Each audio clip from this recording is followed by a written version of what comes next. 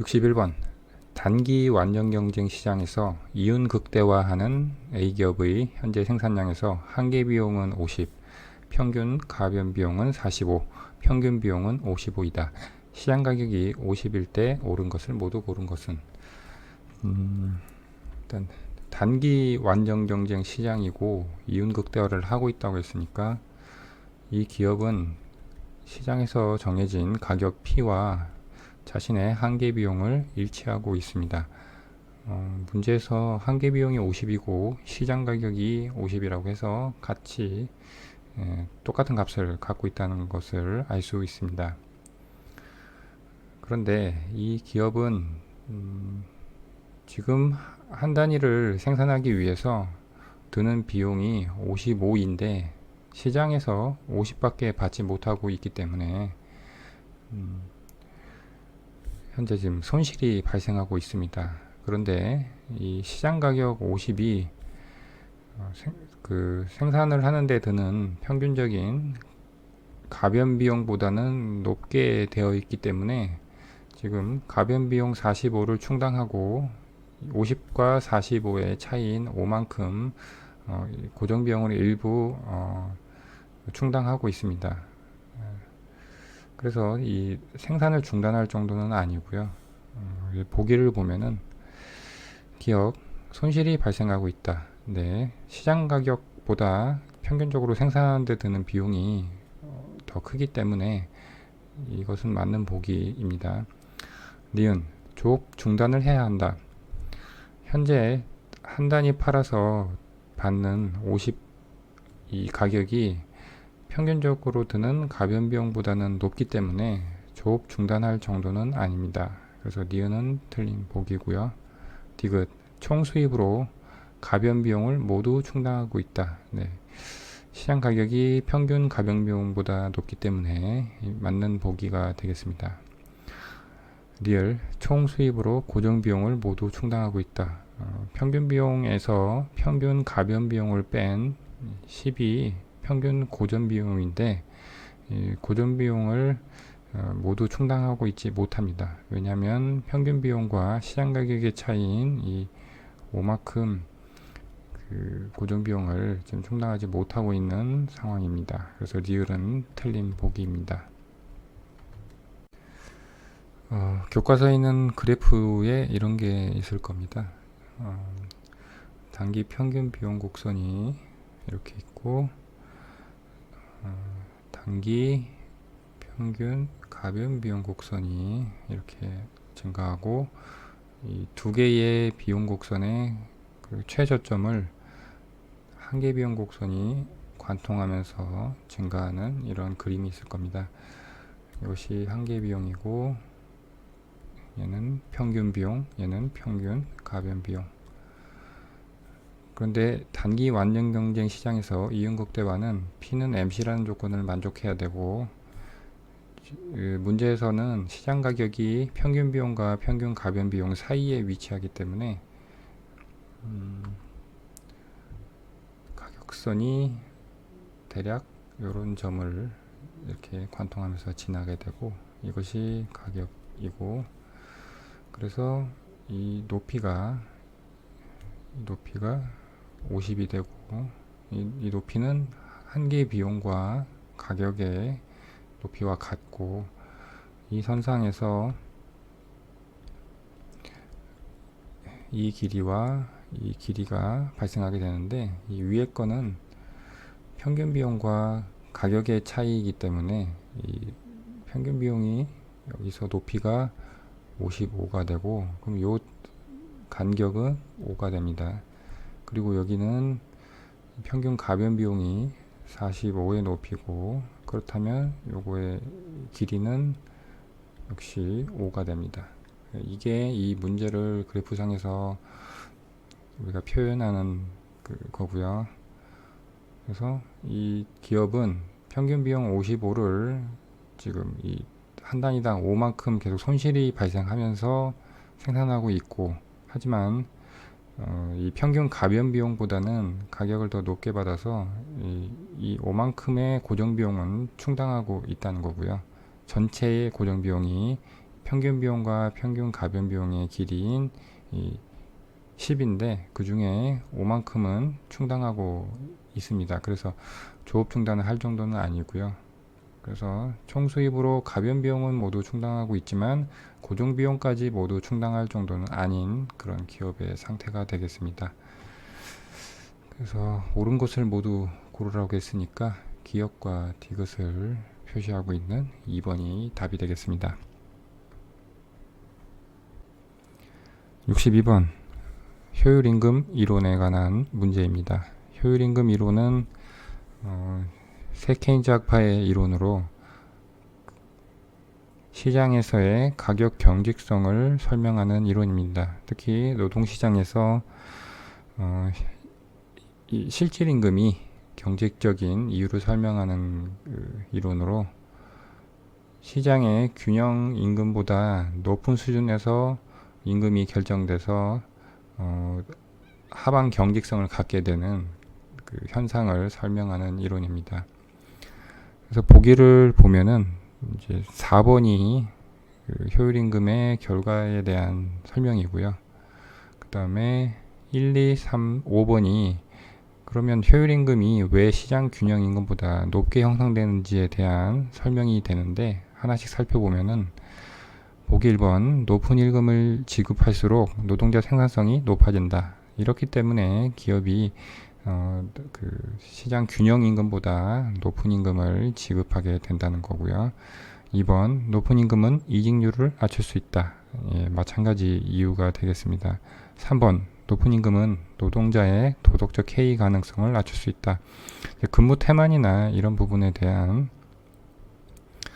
그 기회비용, 근무 태만했을 때 해고를 당할 수 있는데 해고를 당하면 해고의 기회비용은 기존에 재직 중에 받았던 임금이 기회비용이 되기 때문에 그 임금이 굉장히 높은 수준에서 받고 있던 사람은 해고로 인한 기회비용이 엄청 크기 때문에 이렇게 도덕적 해이 가능성을 알아서 줄이게 되겠죠. 그래서 이것도 효율임금이 시장 균형임금보다 높게 형성되는 하나의 이유가 되고요. 5번 기업이 임금을 낮출 경우 생산성이 낮은 노동자보다 높은 노동자가 기업에 남을 확률이 높다. 이 임금이 낮으면 당연히 높은 노동자는 더 높은 임금을 주는 기업으로 이직을 하게 되겠죠. 그런데 이것은 반대로 기술하고 있으니까 5번이 틀린 보기가 되겠습니다. 63번 경제성장 모형에서 갑국의 총 생산함수가 Q는 A 곱하기 L의 0.75승 곱하기 K의 0.25승일 때 옳지 않은 것은 단 Q는 생산량, L은 노동량, K는 자본량, 시장은 완전 경쟁 시장이다. 1번 자본 탄력성은 0.25이다. 탄력성은 생산함수를 기준으로 봤을 때 자본 탄력성은 자본이 변할 때, 즉 투입 요소인 자본이 변할 때 산출량 Q가 얼마나 변하는지를 나타내는 개념이고요. 수요의 가격 탄력성 식에서 여러분들이 탄력성을 자주 사용했을 텐데 자본 탄력성도 마찬가지 방식으로 계산하면 됩니다. 그래서 자본 탄력성을 입실론이라고 하면 얘는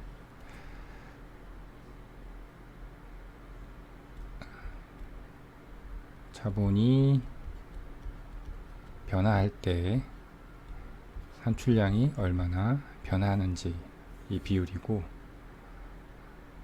이것은 라운드 K분의 라운드 Q 곱하기 Q분의 K로 표현할 수가 있습니다. 이 라운드 K분의 라운드 Q는 생산함수 Q를 K에 대해서 편미분한 값이고요. 편미분하면은 0.25 곱하기 A 곱하기 L의 0.75승 곱하기 K의 마이너스 0.75승이 됩니다. 여기에 곱하기 K 나누기 Q고, 이것은 다시 0.25 곱하기 A 곱하기 L의 0.75 곱하기 K의 0.25 곱하기 Q분의 1입니다. 그런데 A부터 이 K까지 이것은 결국 Q와 같기 때문에 지금 이 Q분의 1과 같이 이제 소거가 됩니다. 그래서 남는 것은 0.25가 남고 이게 바로 자본 탄력성이 됩니다. 그러면 노동 탄력성은 얼마일까요? 당연히 이 L의 차수인 0.75가 노동 탄력성이 되겠죠. 그래서 1번은 맞는 보기고요. 2번 노동 분배율은 자본 분배율보다 크다. 이 분배율이라는 것은 총 생산 가치인 가격 곱하기 Q분의 임금 W 곱하기 노동량, 이게 노동소득 분배율이라고 하는 건데 줄여서 노동 분배율이라고 하고요. 자본 분배율은 마찬가지로 PQ분의 자본의 가격을 이자율 R이라고 하고 곱하기 자본량 K, 이게 자본 분배율입니다. 그런데 문제에서 이 P와 W, 이 P와 W 그리고 여기서도 P와 R에 대한 내용은 없죠. 그런데 문제에서 완전 경쟁 시장이라는 가정을 주어줬습니다. 그래서 이걸 가지고 이 노동 분배율과 자본 분배율을 우리가 이 문제에 주어진 조건을 가지고 풀 수 있는 식으로 변형을 해 보겠습니다.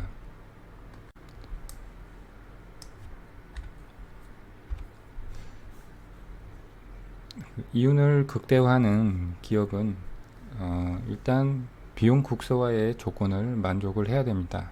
비용 극소화의 조건은 한계기술 대체율인 MRTS LK, 즉 노동의 한계 생산성 나누기 자본의 한계 생산성, 얘를 노동의 가격 그리고 자본의 가격의 이 비율과 일치시켜야 합니다.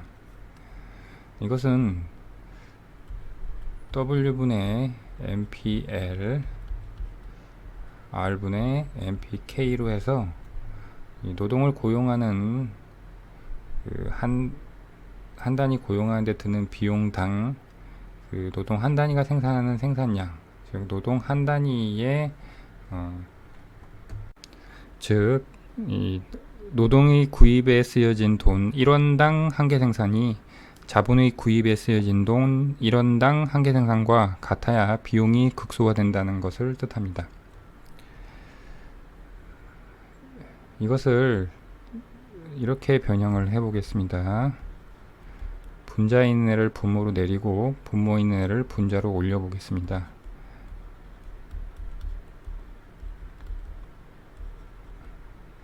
이것이 이제 의미하는 바가 중요한데요. 이것은 분자가 비용이고 분모가 생산량입니다. 즉 생산량 한 단위당 드는 비용을 의미하니까 이게 결국에는 한 개의 비용을 의미합니다. 그리고 이 문제에서 완전 경쟁 시장이라고 했기 때문에 기업은 P는 MC라는 조건을 만족해야 되고, 이것은 이제 MC 대신에 이 MPL분의 W와 MPK분의 R을 넣어서 정리를 해 보겠습니다. MC 대신에 MPL분의 W, MPK분의 R입니다. 그러면 이 P와 MPL분의 W 정리를 해보면 P 곱하기 MPL이 W가 되고, 마찬가지로 이 P와 MPK분의 R을 정리해보면 P 곱하기 MPK 이것이 REM입니다. 문제에서 이 W와 R은 우리가 주어지지 않았지만 이 옆에 있는 MPL과 MPK는 우리가 구할 수 있습니다. 이 생산함수를 각각 L에 대해서 미분하고 K에 대해서 미분해서, 그렇다면 이 노동분배율과 자본분배율을 우리가 아는 그 기호로 변형을 할 수가 있습니다. 이 자본분배율을 변형을 해볼까요? 얘는 P 곱하기 Q, R은 P 곱하기 MPK 그리고 곱하기 K가 있죠. 그럼 자연스럽게 이 P는 소거가 되고요.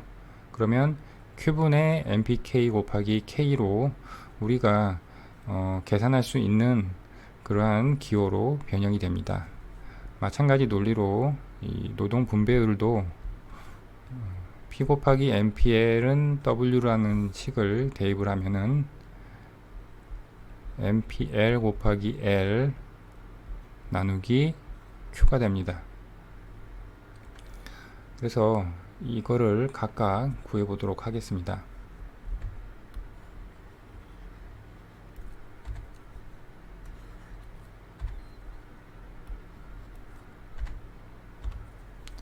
그럼 노동 분배율 먼저 구해 보겠습니다.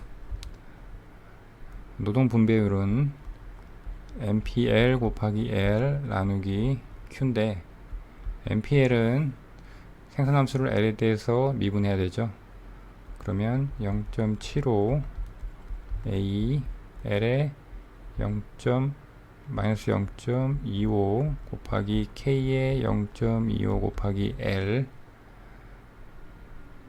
나누기 Q가 되는데, 지금 이 부분 A부터 이 D까지 부분은 L의 마이너스 0.25승이랑 L을 곱하면 L의 0.75승이 되죠. 그러면 A 곱하기 L의 0.75승 곱하기 K의 0.25승이 돼서 이것은 Q와 같게 됩니다. 그럼 분모의 Q와 같이 소거가 돼서 결국 남는 것은 0.75가 남습니다. 같은 식으로 이 자본 분배율을 구해보면 여러분들이 0.25가 나온다는 것을 계산할 수 있을 것입니다. 즉 노동 분배율은 0.75고 자본 분배율은 0.25입니다. 그래서 보기 2번대로 노동 분배율은 자본 분배율보다 크게 됩니다. 3번 A는 총 요소 생산성이다. 이것은 그냥 이 총 생산함수가 성장 모형에서 이렇게 주어졌을 때 투입 요소 L과 K 앞에 붙은 개수 A, 이것을 총 요소 생산성이라고 부릅니다.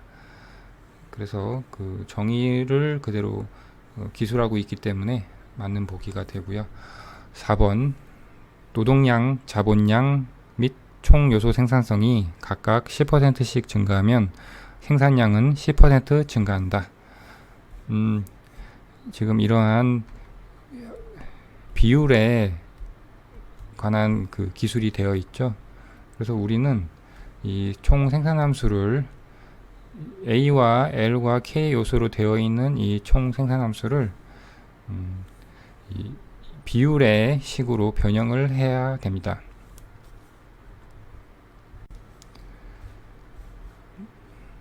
여기서 변형을 해보면 우리가 변화율의 이 식으로 변형을 하려면 양변에 자연대수 로그를 붙이고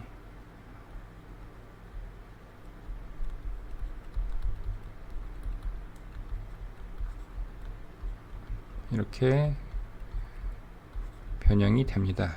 이것을 시간 t에 대해서 미분하면은 아래에다가 다시 써보겠습니다. 그러면 변화율의 식으로 변형이 됩니다.